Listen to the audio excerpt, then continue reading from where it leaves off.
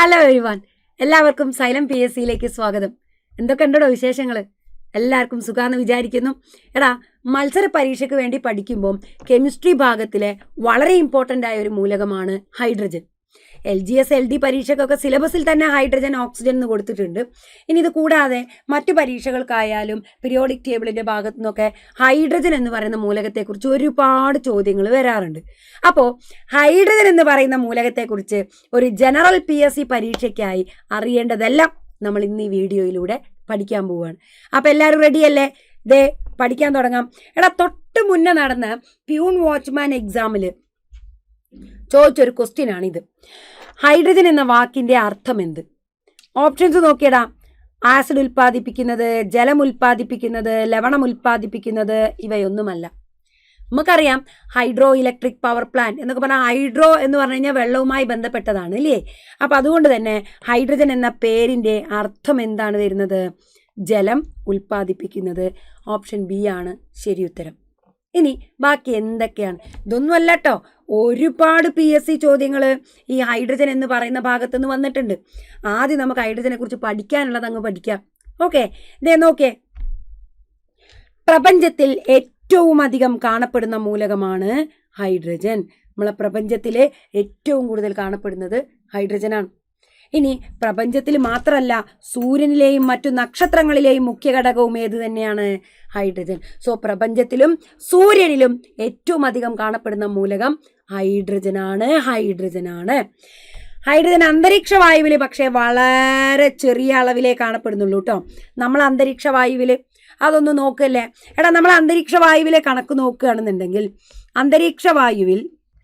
അന്തരീക്ഷ വായുവിലെ കണക്കാണ് പറയുന്നത്. അന്തരീക്ഷ വായുവിലെ കണക്ക് പറയുകയാണെങ്കിൽ ഏറ്റവും കൂടുതൽ കാണപ്പെടുന്ന മൂലകം നൈട്രജനാണ്, 78%. അല്ലേ? പിന്നെ കാണുന്നത് ഓക്സിജനാണ്, 21%. പിന്നെ കാണുന്നത് ആർഗണാണ്, 0.9%. പിന്നെ കാണുന്നത് കാർബൺ ഡൈ ഓക്സൈഡ് ആണ്, 0.03%. പിന്നെ കാണുന്നത് നിയോൺ ആണ്, 0.007%. പിന്നെ കാണുന്നത് ഹീലിയമാണ്, 0.0005%. പിന്നെയാണ് ആര്? ഹൈഡ്രജൻ. അപ്പോൾ ഹൈഡ്രജൻ വരുന്നത് 0.00005%. 4 അപ്പോൾ നമ്മൾ അന്തരീക്ഷത്തിൽ ഈ ഹൈഡ്രജൻ എന്ന് പറയുന്നത് വളരെ കുറഞ്ഞ അളവിലാണ് കാണപ്പെടുന്നത്. ഓക്കെയാണ്? ഇപ്പം കാണാൻ പറ്റുന്നുണ്ടാവുമെന്ന് വിചാരിക്കുന്നു ഹൈഡ്രജനിലെ വായുവിലെ ഹൈഡ്രജൻ്റെ അളവ്. ഓക്കെയാണ്? ഇനി അടുത്തത് ഹൈഡ്രജനുമായി ബന്ധപ്പെട്ടിട്ടുള്ള ബാക്കി പോയിന്റുകളാണ്. ഹൈഡ്രജൻ്റെ അറ്റോമിക നമ്പർ പഠിച്ചു വെച്ചോ? 1 ആണ്. ഹൈഡ്രജൻ്റെ മാസ് നമ്പറോ? 1 ആണ്. ഹൈഡ്രജനിൽ എത്ര ഇലക്ട്രോണുകളുണ്ട്? 1. ഹൈഡ്രജനിലെ പ്രോട്ടോണിൻ്റെ എണ്ണമോ? 1. ഹൈഡ്രജനിലെ ന്യൂട്രോണിൻ്റെ എണ്ണമോ? 0. ഓർത്തു വെക്കണേ, ന്യൂക്ലിയസിൽ ന്യൂട്രോൺ ഇല്ലാത്ത മൂലകമാണ് ഹൈഡ്രജൻ. ന്യൂക്ലിയസിൽ ന്യൂട്രോണേ ഇല്ലാത്ത മൂലകമാണ് ഹൈഡ്രജൻ. പഠിച്ചു വെച്ചോളുക. ഓക്കെ, ദെൻ അടുത്തത് ജലത്തിലെ ലേയത്വം. ഹൈഡ്രജൻ ജലത്തിൽ ലയിക്കോ? നമ്മൾ ആലോചിച്ച് നോക്കിക്കഴിഞ്ഞാൽ ജലം H2O, അതിൽ ഹൈഡ്രജൻ ഉണ്ടല്ലോ എന്നൊക്കെ തോന്നും. പക്ഷെ പഠിച്ചു വെച്ചോ, ഹൈഡ്രജൻ ജലത്തിൽ ലയിക്കുന്നില്ല. ഓക്കെ, ഇതെല്ലാം പോയിന്റാണ്. ഹൈഡ്രജനെ കുറിച്ച് പറയുന്ന പോയിന്റുകളെല്ലാം PSCക്ക് ചോദിച്ചിട്ടുള്ളതുമാണ്. ഓക്കെ, അടുത്തത് ഐസോടോപ്പുകൾ. എടാ, ഹൈഡ്രജന് 3 ഐസോടോപ്പുകളാണുള്ളത്. ആ 3 ഐസോടോപ്പുകളുടെയും പേര് ഞാനിവിടെ പറയാം. H11, ഇതിൻ്റെ പേരാണ് പ്രോട്ടിയം. രണ്ടാമത്തത് H12, ഇതിൻ്റെ പേരാണ് ഡ്യൂട്ടീരിയം. മൂന്നാമത്തത് H13, ഇതിൻ്റെ പേരാണ് ട്രീഷ്യം. അപ്പോൾ ഹൈഡ്രജനെ കുറിച്ച് ജനറലി നമ്മൾ എന്തൊക്കെയാണ് പറഞ്ഞത്? പ്രപഞ്ചത്തിലായാലും സൂര്യനിലായാലും ഏറ്റവും കൂടുതൽ കാണപ്പെടുന്നു. ഭൗമാന്തരീക്ഷത്തിൽ നോക്കുകയാണെന്നുണ്ടെങ്കിൽ 1, 2, 3, 4, 5, 6, 7ാമത്തെ സ്ഥാനമാണ്. ഇനി അറ്റോമിക നമ്പർ 1 ആണ്, മാസ് നമ്പറും 1 ആണ്. ഇലക്ട്രോണിൻ്റെ എണ്ണം 1, പ്രോട്ടോണിൻ്റെ എണ്ണം 1. പക്ഷെ ന്യൂട്രോണോ? 0 ഇല്ല. ന്യൂക്ലിയസിൽ ന്യൂട്രോൺ ഇല്ലാത്തത് കൊണ്ട് തന്നെ ഇവിടെ 1-2 പോയിന്റുകളും കൂടി അഡീഷണലി നിങ്ങൾ പഠിച്ചു വെച്ചോളേ. ഏറ്റവും ഭാരം കുറഞ്ഞ ആറ്റമുള്ള മൂലകം ഹൈഡ്രജനാണ്. ഏറ്റവും സാന്ദ്രത കുറഞ്ഞ ആറ്റമുള്ള മൂലകവും ഹൈഡ്രജനാണ്. ഓക്കെ, ദെൻ ജലത്തിൽ ലയിക്കാത്ത മൂലകമാണ് ഹൈഡ്രജൻ. ഐസോട്ടോപ്പുകൾ 3 ഉണ്ട്. H11 protium, H12 deuterium, H13 tritium. സെറ്റാണ്. ഹൈഡ്രജനെ കുറിച്ച് ഇനി എന്താ പറയാനുള്ളത്? പരീക്ഷണശാലയിൽ എങ്ങനെയാണ് ഹൈഡ്രജൻ നിർമ്മിക്കുകയെന്ന്. ഹൈഡ്രജൻ ആദ്യമായി നിർമ്മിച്ചത് ഹെൻറി കാവൻഡിഷ് ആണ്. PSC പരീക്ഷയ്ക്ക് ഒരുപാട് തവണ ചോദിച്ച ക്വസ്റ്റ്യനാണ്. ഹെൻറി കാവൻഡിഷ് ഹൈഡ്രജനെ കത്തുന്ന വായു എന്നാണ് വിശേഷിപ്പിച്ചത്. കത്തുന്ന വായു. അപ്പൊ കത്തുന്ന വായു എന്ന ഹൈഡ്രജനെ വിശേഷിപ്പിച്ചത് ആരാണ്? Henry Cavendish. ജലമുണ്ടാക്കുന്നത് എന്ന അർത്ഥമുള്ള ഹൈഡ്രോജിനസ് എന്ന ഗ്രീക്ക് പദത്തിൽ നിന്നാണ് ഹൈഡ്രജന് പേര് വന്നത്. നേരത്തെ ചോദിച്ച ക്വസ്റ്റ്യൻ ഓർമ്മ ഉണ്ടല്ലോ. ഹൈഡ്രജന്റെ പേരിന്റെ അർത്ഥം ജലം ഉൽപ്പാദിപ്പിക്കുന്നത്. ഇനി ഇവിടെ 1-2 പോയിന്റും കൂടി അഡീഷണലി പഠിക്കല്ലേ. ആരാ ഹൈഡ്രജന് പേര് നൽകിയത്? പേര് നൽകിയ ആള് ലാവോഷിയർ. ഹൈഡ്രജന് പേര് നൽകിയത് ലാവോഷിയർ എന്ന് പറയുന്ന സയന്റിസ്റ്റ് ആണ്. ലാവോഷിയർ. ഓക്കെ. ഇനി അടുത്തത്, എങ്ങനെയാണ് ലാബുകളിലൊക്കെ ഹൈഡ്രജൻ ഉണ്ടാക്കുക? എടാ, നേർപ്പിച്ച ഹൈഡ്രോക്ലോറിക് ആസിഡ് എടുത്തിട്ട് അതിൽ അല്പം സിങ്ക് തരികൾ ഇട്ട് കഴിഞ്ഞാൽ എന്താണ് നിരീക്ഷണം എന്ന് ചോദിക്കുന്നു. എടാ, സിങ്ക് തകിടിട്ട് കഴിഞ്ഞാൽ അതിൽ നിന്ന് കുമിളകൾ ഇങ്ങനെ പുറത്തേക്ക് വന്നുകൊണ്ടിരിക്കും. ഈ കുമിളകൾ ഏതാണെന്നറിയോ? ഹൈഡ്രജനാണ്. ഉണ്ടായ വാതകം ഹൈഡ്രജൻ ആണോ എന്നെങ്ങനെ നിരീക്ഷിക്കാം, അല്ലെങ്കിൽ എങ്ങനെ ഉറപ്പിക്കാം? അതിന് ടെസ്റ്റ് ട്യൂബിൻ്റെ വായ്ഭാഗത്ത് കത്തിച്ച ഒരു ഈർക്കിൽ കഷ്ണം കൊണ്ടുവന്നാൽ മതി. അപ്പം എന്താ സംഭവിക്കാന്നറിയോ? വാതകം ശബ്ദത്തോടുകൂടി കത്തുന്നു. വാതകം ശബ്ദത്തോടുകൂടി കത്തുന്നു.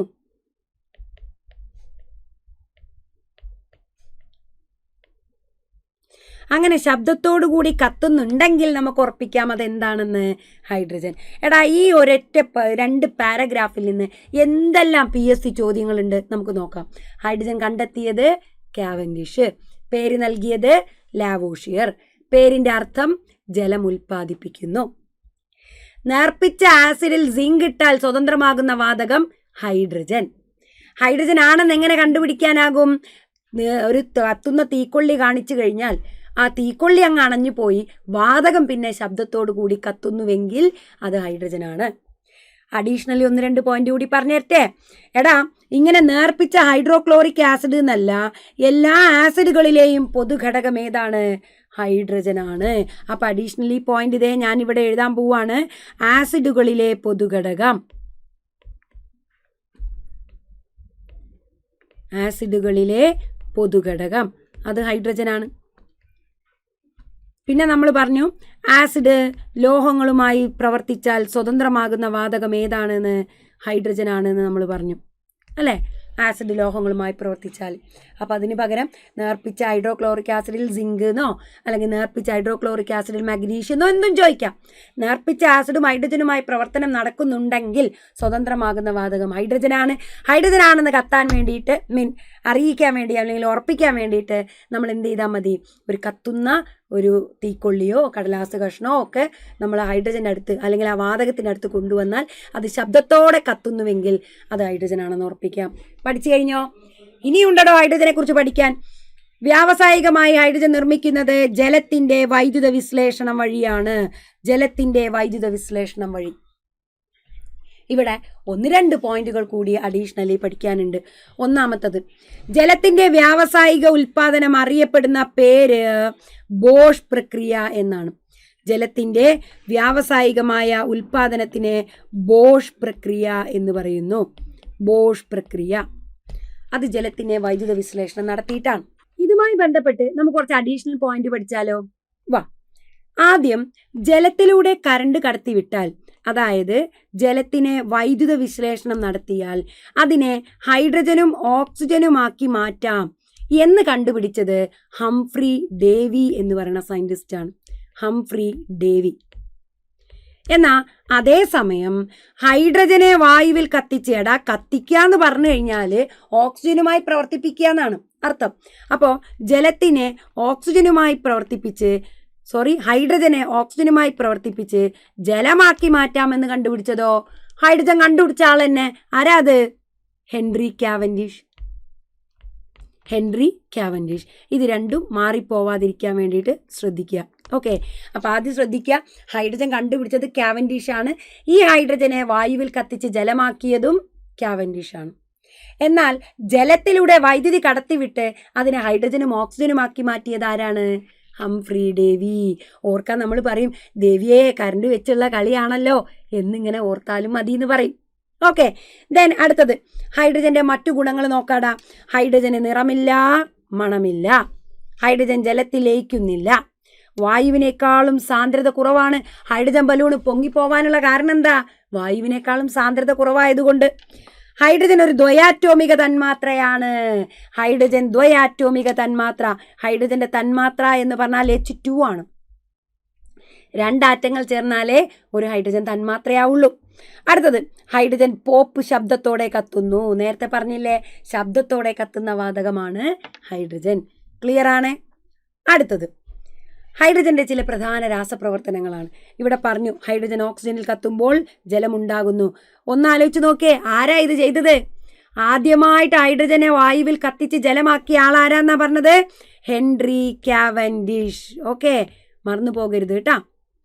ദെൻ അടുത്തത് സൂര്യപ്രകാശത്തിന്റെ സാന്നിധ്യത്തിൽ ഹൈഡ്രജൻ ക്ലോറിനുമായി പ്രവർത്തിക്കുമ്പോൾ എന്തുണ്ടാകുന്നു? ഹൈഡ്രജൻ ക്ലോറൈഡ് ഉണ്ടാകുന്നു. സൂര്യപ്രകാശത്തിന്റെ സാന്നിധ്യത്തിലാണ് ക്ലോറിനുമായിട്ട് പ്രവർത്തിക്കുക എന്നുള്ളതൊന്ന് നോക്കണേ. ശരി, അടുത്തത് ഹൈഡ്രജനെ കുറിച്ച് ഇനി എന്താ നമുക്ക് പഠിക്കാനുള്ളത്? ഹൈഡ്രജന്റെ ഉപയോഗങ്ങളാണ്. ഹൈഡ്രജന്റെ ഉപയോഗങ്ങൾ: അമോണിയ ഉണ്ടാക്കാൻ ഹൈഡ്രജൻ വേണം. അതുപോലെ തന്നെ മെത്തനോൾ വുഡ് സ്പിരിറ്റ് എന്നറിയപ്പെടുന്ന മെത്തനോൾ നിർമ്മിക്കാനും ഹൈഡ്രജൻ വേണം. അടുത്തത് ഇന്ധനമായിട്ട്. ഹൈഡ്രജൻ ഇന്ധനമായിട്ട് ഉപയോഗിക്കാൻ പറ്റുമോ? പിന്നെ സ്വയം കത്തുന്ന വാതകല്ലേ ഹൈഡ്രജൻ. അപ്പം നല്ല കത്തുന്ന സാധനം ആയതുകൊണ്ട് ഇത് നല്ല ഇന്ധനമായിട്ട് ഉപയോഗിക്കാം. നമുക്ക് ഇന്ധനങ്ങളെ കുറിച്ച് ഒന്ന് പറയാം, ശേഷം ഇതൊന്നും കൂടി ബാക്കി കൂടി ഉപയോഗങ്ങൾ മുഴുവൻ പഠിക്കാം. വനസ്പതി പോലുള്ള നെയ്യ് നിർമ്മിക്കാൻ, പൂരിത എണ്ണകൾ നിർമ്മിക്കാൻ. എടാ, വനസ്പതി എന്ന് പറഞ്ഞു കഴിഞ്ഞാൽ സസ്യ എണ്ണയായ ആ പൂരിത എണ്ണയിലേക്ക് ഹൈഡ്രജൻ വാതകം നിറച്ചിട്ടാണ് പൂരിത എണ്ണ ഉണ്ടാക്കുക. ഇങ്ങനെ വനസ്പതി നെയ്യ് ഉണ്ടാക്കുന്നത് അല്ലെങ്കിൽ അപൂരിത എണ്ണകളെ പൂരിത എണ്ണയാക്കി മാറ്റുന്ന പ്രവർത്തനത്തിന് ഹൈഡ്രോജിനേഷൻ എന്നാ പറയുക കേട്ടോ. ഹൈഡ്രോജിനേഷൻ ഉപയോഗിക്കുന്ന ഉൽപ്രേരകങ്ങൾ ഏതൊക്കെയാന്ന് പറയാൻ പറ്റുമോ? ഹൈഡ്രോജിനേഷൻ ഉപയോഗിക്കുന്ന ഉൽപ്രേരകങ്ങൾ പഠിക്കാൻ ഒരു കോഡ് ഉണ്ട്, പറഞ്ഞു തരട്ടെ. ദേ, നീ പോടാ പാട്ടുകാര കേട്ടോ, വല്ലാതെ മോശമൊന്നും വിചാരിക്കരുതേ. നീ പോടാ പാട്ടുകാര എന്ന കോഡ് ആലോചിച്ചാൽ മതി. നിക്കൽ, പലേഡിയം, പ്ലാറ്റിനം, ഈ 3ഉം ഹൈഡ്രോജിനേഷന് വേണ്ടിയിട്ട് ഉപയോഗിക്കാം. പക്ഷെ സാധാരണയായിട്ട് ഉപയോഗിക്കുക നിക്കലാണ്, കാരണം ഇതിന് വില കുറവാണ്. ഇപ്പം നിക്കൽ ഇട്ട് കഴിഞ്ഞാൽ ഇത്തിരി ചൂട് കൂട്ടിയാൽ മതി, അപ്പം ഹൈഡ്രോജിനേഷൻ ഓഫ് ഓയിൽ നടക്കും. പ്ലാറ്റിനോ പലേഡിയോ ആണെങ്കിൽ ചൂടൊന്നും കൂട്ടണ്ട, പക്ഷെ അതിന് ഇത്തിരി വില കൂടുതലായതുകൊണ്ട് നമ്മൾ അങ്ങനെ ഉപയോഗിക്കാറില്ല എന്ന് മാത്രം. ഹൈഡ്രജന്റെ ഉപയോഗങ്ങളാണ് പറഞ്ഞു വരുന്നത്. ഇനി ലോഹ ഓക്സൈഡുകളിൽ നിന്ന് ലോഹത്തെ വേർതിരിക്കാൻ ഹൈഡ്രജൻ നിരോക്സീകാരിയായി ഉപയോഗിക്കുന്നു. ഹൈഡ്രജൻ ഓക്സിജനെ കിട്ടിക്കഴിഞ്ഞാൽ ജലമായി മാറൂലേ. അപ്പോൾ ഹൈഡ്രജൻ എന്ത് ചെയ്യും? ആരെങ്കിലും കയ്യിൽ ഓക്സിജൻ ഉണ്ടെങ്കിൽ പോയി തട്ടിപ്പറിക്കും. ഓക്സിജൻ തട്ടിപ്പറിക്കുന്ന ആളെ നിരോക്സീകാരി എന്നാ പറയുക. അപ്പോൾ ലോഹത്തിൻ്റെ ഓക്സൈഡുകളിൽ നിന്ന് ആ ലോഹത്തിനെ നിർമ്മിക്കാനായിട്ട്, അതിൽ ഓക്സിജൻ ഒഴിവാക്കാനായിട്ട് ഹൈഡ്രജൻ അടുത്ത് കൂടെ കൊണ്ടു ചെല്ലും. അപ്പോൾ ഹൈഡ്രജൻ ഓക്സിജൻ അങ്ങോട്ട് തട്ടിപ്പറിക്കും, കാരണം ഹൈഡ്രജൻ ഒരു നിരോക്സീകാരിയാണ്. ഓക്കെ, അപ്പം 4 ഉപയോഗങ്ങളാണ് നമ്മൾ ഹൈഡ്രജനെ കുറിച്ച് പറഞ്ഞത്. അമോണിയ ഉണ്ടാക്കാൻ, മെത്തനോൾ ഉണ്ടാക്കാൻ, നല്ല ഇന്ധനമായിട്ട് ഉപയോഗിക്കാൻ പറ്റും, വനസ്പതി പോലുള്ള പൂരിത എണ്ണകൾ ഉണ്ടാക്കാൻ പറ്റും, അതുപോലെ തന്നെ ലോഹ ഓക്സൈഡുകളിൽ നിന്ന് ആ ഓക്സിജൻ അങ്ങോട്ട് വലിച്ചെടുത്ത് ലോഹം നിർമ്മിക്കാനായിട്ട്, അതായത് നിരോക്സീകാരിയായിട്ടും ഹൈഡ്രജനെ ഉപയോഗിക്കാം. ഇത്രയും ക്ലിയർ ആണോ? ഹൈഡ്രജൻ ഇന്ധനമായിട്ട് എത്രത്തോളം ഉഷാറാണ് എന്നൊന്ന് നമുക്ക് നോക്കാം. ഹൈഡ്രജൻ്റെ ഒരു ഇന്ധനത്തിൻ്റെ യൂണിറ്റ് മാസ്, ഒരു നിശ്ചിത അളവിലുള്ള ഇന്ധനം പൂർണ്ണമായും ജ്വലിക്കുമ്പോൾ സ്വതന്ത്രമാകുന്ന താപോർജ്ജത്തിനെയാണ് ഒരു ഇന്ധനത്തിൻ്റെ കലോറിക മൂല്യം എന്ന് പറയുക. നമ്മൾ നല്ല ഇന്ധനം നമ്മൾ സെലക്ട് ചെയ്യൽ കലോറിക മൂല്യം നല്ലോണം ഉണ്ടോയെന്നാണ് നോക്കുക. കാരണം നമുക്ക് ചൂട് കിട്ടണ്ടേ, താപോർജ്ജം കിട്ടാൻ വേണ്ടിയിട്ടല്ലേ നമ്മൾ കത്തിക്കുന്നത്. അപ്പോൾ കലോറിക മൂല്യം എന്ന് പറഞ്ഞാൽ ഒരു യൂണിറ്റുള്ള ഇന്ധനം കത്തുമ്പോൾ എത്ര ഊർജ്ജം സ്വതന്ത്രമാക്കുന്നു, അതിനെയാണ് കലോറിക മൂല്യം എന്ന് പറയുക. എടാ, കുറേ ഇന്ധനങ്ങളുടെ കലോറിക മൂല്യത ഞാൻ തന്നിട്ടുണ്ട്, നോക്കിയേ. ഹൈഡ്രജൻ ഉണ്ട്, മീഥേൻ, പെട്രോള്, കൽക്കരി, എഥനോള്, മെഥനോൾ, അങ്ങനെ അങ്ങനെ അങ്ങനെ അങ്ങനെ പല പല ഇന്ധനങ്ങൾ. ഇതിലേറ്റവും കലോറിക മൂല്യം കൂടുതലുള്ളത് ആർക്കാ? ഒരു സംശയമില്ലാതെ നമുക്ക് പറഞ്ഞൂടെ, ആർക്കാ അത്? ഹൈഡ്രജൻ. ഹൈഡ്രജൻ്റെ കലോറിക മൂല്യം നമ്മൾ സാധാരണയായിട്ട് പറയാറ് 150 കിലോ ജൂൾ പെർ ഗ്രാം എന്നാണ്. 150 കിലോ ജൂൾ പെർ ഗ്രാമാണ് ഹൈഡ്രജൻ്റെ കലോറിക മൂല്യം നമ്മൾ പറയാറ്. പക്ഷേ എക്സാക്റ്റ് വാല്യൂ കൂടി ഒന്ന് ഓർത്ത് വെക്കണേ, 143 കിലോ ജൂൾ പെർ ഗ്രാമാണ്. അപ്പോൾ ഹൈഡ്രജൻ നല്ല ഇന്ധനമാണ്. ഹൈഡ്രജൻ ഇന്ധനമായി ഉപയോഗിച്ചാൽ എന്തൊക്കെ മെച്ചമുണ്ടെന്നറിയോ? കലോറിക മൂല്യം വളരെ കൂടുതലാണ്. പിന്നെ കത്തിക്കഴിഞ്ഞാൽ ഉണ്ടാവുന്നത് വെള്ളമല്ലേ, അത് പൊല്യൂഷന് കാരണമാവില്ല, അതായത് മലിനീകരണത്തിന് കാരണമാവുകയില്ല. ഹൈഡ്രജൻ ഇന്ധനമായി ഉപയോഗിക്കുന്നത് കൊണ്ടുള്ള മേന്മകളാണ് ഹൈഡ്രജൻ വായുവിൽ ജ്വലിക്കുന്നതിൻ്റെ ഫലമായി ജലം മാത്രം ഉണ്ടാകുന്നതിനാൽ മലിനീകരണ സാധ്യത വളരെ കുറവാണ്. മാത്രമല്ല ഇതിന് നല്ല കലോറിക മൂല്യമുണ്ട്. അതുകൊണ്ടൊക്കെ നല്ല ബെസ്റ്റ് ഇന്ധനമാണ് ഏത്? ഹൈഡ്രജൻ. പക്ഷേ അത് നമുക്ക് ഇങ്ങനെ ഗാർഹിക ഇന്ധനമായിട്ട് ഉപയോഗിക്കാൻ പറ്റില്ല. കാരണം തീപിടുത്തത്തിന് ഭയങ്കര സാധ്യതയുള്ള സാധനമായി ഹൈഡ്രജൻ, സ്വയം കത്തും. അപ്പോൾ ഹൈഡ്രജൻ സ്ഫോടനത്തോടെ കത്തുന്ന വാതകമായതുകൊണ്ടും സംഭരിച്ചു വെക്കുന്നതിനും വിതരണം ചെയ്യുന്നതിനുമുള്ള ബുദ്ധിമുട്ടുകൾ കൊണ്ടുമാണ് ഹൈഡ്രജൻ നമുക്ക് ഒരു ഡൊമസ്റ്റിക് ആയിട്ട് ഗാർഹിക ഇന്ധനമായിട്ട് ഉപയോഗിക്കാൻ പറ്റാത്തത്. ഈ ഒരു ബുദ്ധിമുട്ടിനെ മറികടക്കാൻ പറ്റിക്കഴിഞ്ഞാൽ ഈ ഫോസിൽ ഇന്ധനങ്ങൾ തപ്പിപ്പിടിച്ച് ഉണ്ടാക്കണ്ട് ഇത് കഴിഞ്ഞു പോവുമല്ലോ എന്ന് പേടിക്കേണ്ട ഒരു കാര്യമില്ല. കാരണം ഹൈഡ്രജൻ പ്രപഞ്ചത്തിൽ ഇഷ്ടം പോലെ ഉണ്ട് താനും. ഓക്കെ, അപ്പോൾ ഹൈഡ്രജൻ ഒരു ഇന്ധനം എന്ന നിലയിൽ ഇത്രയും കാര്യങ്ങൾ കൂടി ഓർത്തു വെക്കുക. അപ്പോൾ ഹൈഡ്രജനെ കുറിച്ച് ഇതുവരെ പറഞ്ഞതിൽ ഒരു പോയിന്റ് പോലും വിട്ട് കളയാതെ പഠിച്ചു വെച്ചോ. എല്ലാം PSCക്ക് ചോദ്യങ്ങളായിട്ട് വന്നിട്ടുള്ളതാണ്. ഒരുപാട് ചോദ്യങ്ങളുണ്ട്. നമുക്കതിൽ ഒരു ചോദ്യം ഒന്ന് പരിചയപ്പെട്ടാലോ? നോക്കിയടാ, കഴിഞ്ഞ മാസം അതായത് നവംബർ 3 ഒരു 10th ലെവൽ പ്രിലിം എക്സാമിന് വന്ന ചോദ്യമാണിത്. ഹൈഡ്രജന്റെ ഗുണങ്ങളുമായി ബന്ധപ്പെട്ട് ചില പ്രസ്താവനകൾ തന്നിരിക്കുന്നു. ഹൈഡ്രജന് നിറമോ മണമോ ഇല്ല, ഹൈഡ്രജൻ ജലത്തിൽ ലയിക്കുന്നു, ഹൈഡ്രജൻ ദ്വയാറ്റോമിക തന്മാത്രകളായിട്ടാണ് കാണപ്പെടുന്നത്. ഇതിലേതൊക്കെ പ്രസ്താവനകളാണ് ശരിയുത്തരം? ഒന്ന് ചെയ്തു നോക്കിയേ.